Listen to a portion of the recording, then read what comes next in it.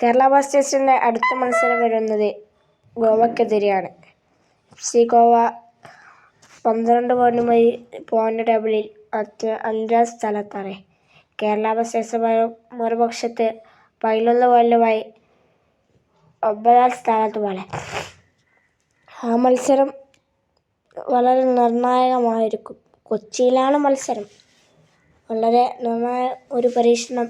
3 തോൽവികൾക്ക് ശേഷം ചെന്നൈക്കെതിരെ 3-0 ഒരു ക്ലീൻ ഷീറ്റിൻ്റെ വിജയം നേടിക്കൊണ്ടാണ് മറ്റൊരു ഇറങ്ങുന്നത് പരീക്ഷണത്തിലേക്കും.